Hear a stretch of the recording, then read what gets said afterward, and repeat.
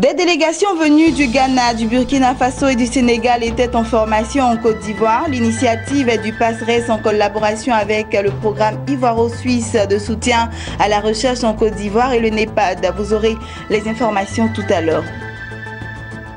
Bilan positif des activités du groupe Bank of Africa. L'annonce a été faite au cours d'une rencontre ce mardi à Abidjan. Et puis la première édition du festival Terre Ivoire a eu lieu à Abidjan. Cette initiative veut permettre aux jeunes Ivoiriens de renouer avec leurs valeurs culturelles délaissées. Bonsoir à tous, bienvenue à ce temps d'information. Commençons par cet élément, le PASRES. Entendez le programme d'appui stratégique à la recherche scientifique en collaboration avec le programme Ivoiro-Suisse de soutien à la recherche en Côte d'Ivoire et le NEPAD était récemment en atelier de formation régionale. Il s'agissait pour les délégations venues du Ghana, du Burkina Faso et du Sénégal de mieux comprendre les performances de la recherche. Et on écoute Sangare Yaya, le secrétaire exécutif du PASRES. Il s'agit d'un atelier régional donc de formation sur la recherche, développement et l'innovation en Afrique. Donc cet atelier s'inscrit dans le cadre d'une initiative importante qui réunit 15 pays africains. 15 pays africains dont les organismes de financement de la recherche ont bénéficié d'un financement du Royaume-Uni, du Canada et de l'Afrique du Sud pour renforcer leurs capacités en matière de management de la recherche, en matière d'élaboration d'indicateurs pour la science, la technologie et l'innovation, en matière de renforcement des liens institutionnels entre la recherche et le secteur privé et de mutualisation des savoirs et des moyens en Afrique. Donc cet atelier qui concerne donc les indicateurs de sciences, technologie et innovation a été donc dirigé, organisé, piloté par le NEPAD. Le NEPAD est donc une agence technique de l'Union africaine et qui a eu donc comme mission d'aider les organismes de financement de la recherche en Afrique à concevoir, à collecter n'est-ce pas, des instruments pour les indicateurs STI. L'atelier d'Abidjan qui regroupait donc le Ghana, le Burkina Faso et donc le Sénégal, en plus de la Côte d'Ivoire, avait donc pour ambition de fournir les instruments méthodologiques aux responsables des organismes de financement de la recherche de ces 4 pays, pour mieux collecter les indicateurs STI dans nos pays respectifs. Voilà, je vous le disais en titre, le groupe Bank of Africa, en abrégé BOA, a fait le bilan de ses activités ce mardi à Abidjan. Il ressort de la rencontre que la BOA et ses 6 filiales bancaires cotées à la Bourse régionale des valeurs mobilières BRVM, dont BOA Côte d'Ivoire enregistre des résultats positifs. Plus de détails avec notre reporter Max Soubi sur place.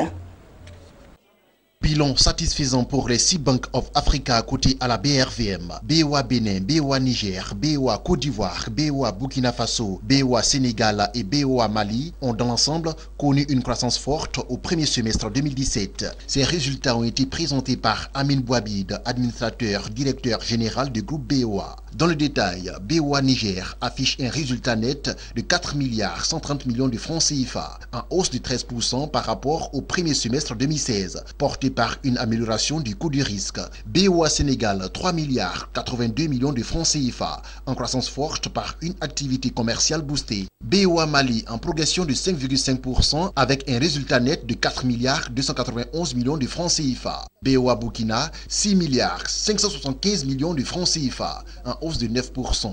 BOA Côte d'Ivoire, 5 980 millions de francs CFA avec une hausse de 17%. Et enfin, BOA Bénin, elle a obtenu un résultat net de 7 280 millions de francs CFA porté par une croissance de l'activité commerciale.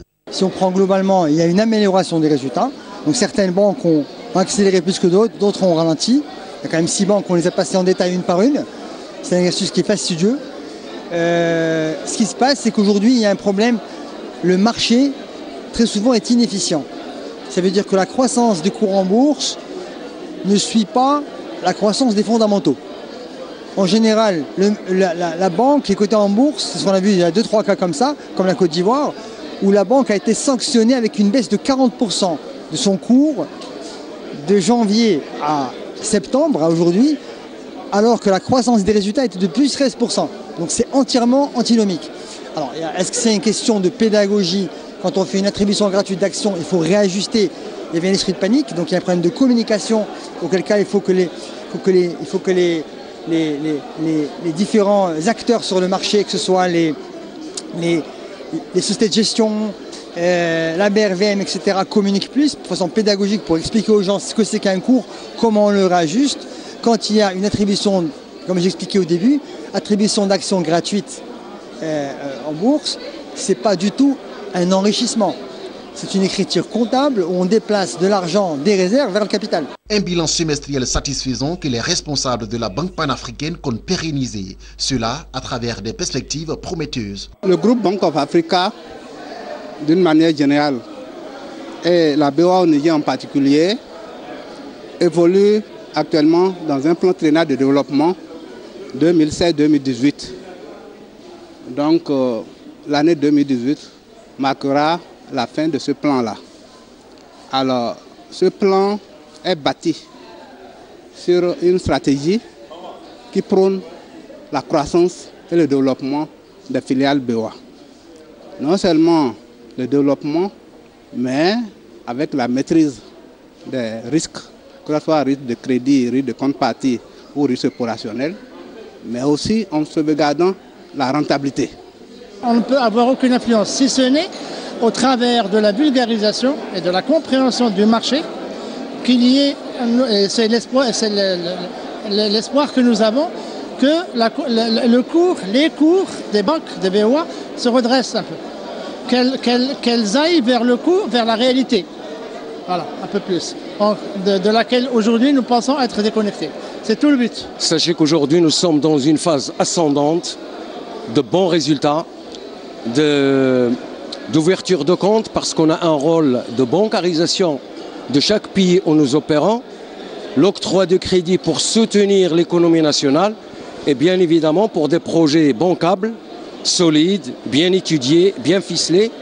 Et je peux vous dire que les perspectives sur la base de ce que nous sommes en train d'accueillir comme dossier de crédit en perspective nous laissent très optimistes pour dire, Inch'Allah, qu'on va faire du beau travail et surtout, encore une fois, de montrer que la Bank of Africa, qui est un grand groupe, est un acteur de développement incontournable du développement de chaque pays.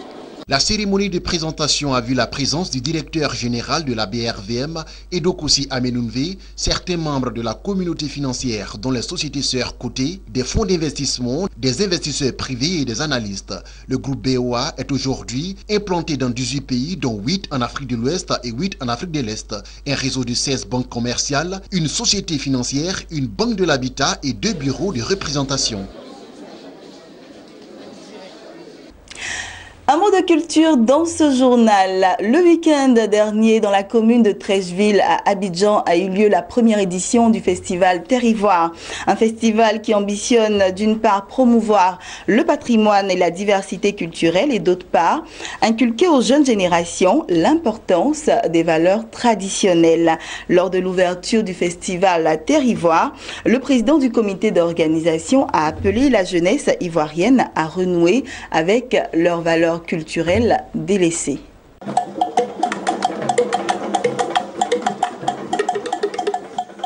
L'espace Place au Bois de Treichville a accueilli la première édition du festival Terre Ivoire ce week-end. Un festival qui promeut les richesses culturelles et traditionnelles ivoiriennes. Tout a commencé par une parade des chefs traditionnels des ethnies de Côte d'Ivoire. Les Akans, les Gours, les Mandés et les Krou les uns après les autres.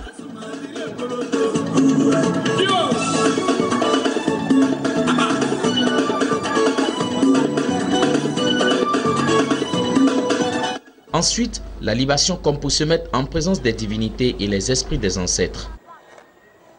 Prenant la parole, Elvire Tan, présidente du comité d'organisation et par ailleurs directrice générale de TEP Event, initiatrice du festival, a rappelé entre autres l'importance des us et coutumes d'un peuple Les richesses des 60 ethnies ivoiriennes, lesquelles richesses la présidente du comité d'organisation appelle la jeunesse à revisiter sans modération.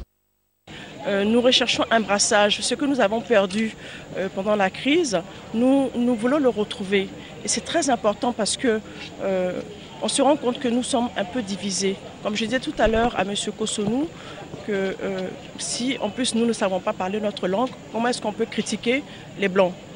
C'est pas avec le français. Le français est une langue, c'est vrai, qui nous a été donnée, mais on a notre propre ethnie. Donc nous recherchons en fait à retrouver ces valeurs ethniques, ces valeurs vernaculaires. Et qui peut porter ce genre de choses? C'est la jeunesse. Le festival Terrivoire a vu la participation du directeur général de Côte d'Ivoire Tourisme, Jean-Marie Sommet. S'est engagé au nom de son institution à accompagner le festival qui pour lui est l'un des maillons de développement culturel et touristique. 60 ethnies, 60 façons de se dire bonjour, 60 façons de cuisiner, 60 façons de parler. Mais une seule façon de se retrouver, c'est la Kwaba. Alors, je dirais simplement que je suis ému à la fois de ce festival que nous allons prendre en main dès l'année prochaine. Le festival Terrivoire est initié par TEP Event and Communication. TEP Event and Communication s'est donné une directive, celle de participer à l'enracinement des valeurs culturelles dans les pratiques de la jeunesse ivoirienne.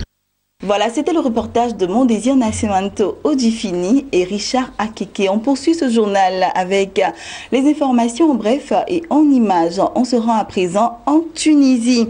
Le déficit commercial de la Tunisie s'est aggravé au cours des 6 premiers mois de l'année 2017 de 1 milliard de dinars tunisiens. Selon l'Observatoire tunisien de l'économie, ceci s'explique par la dépréciation du dinar qui a eu un impact négatif sur l'évolution des échanges commerciaux du pays. L'institution estime que la Tunisie est entrée dans un cycle infernal où, à chaque fois qu'elle dévalue sa monnaie pour satisfaire les demandes du Fonds monétaire international FMI, ceci entraîne une augmentation du déficit commercial qui suscite à son tour une autre dévaluation plus importante encore. On termine avec ceci. PEG Africa, qui se positionne comme le leader ouest africain de l'énergie solaire hors ce réseau, a réalisé une levée de fonds de 13,5 millions de dollars. Une opération devant permettre à l'entreprise qui a déjà impacté plus de 200 000 personnes en Afrique de fournir de l'énergie solaire à 500 000 consommateurs supplémentaires hors réseau, mal desservis en Afrique de l'Ouest, notamment en Côte d'Ivoire et au Ghana. L'entreprise est déjà présente dans ces deux pays, mais avec ces fonds, le PEG veut accélérer sa croissance dans cette partie de l'Afrique où la société est déjà un leader sur le secteur. Et c'est ici que nous refermons ce journal. Je vous souhaite une bonne suite de programmes sur notre chaîne de télévision Business 24 Africa.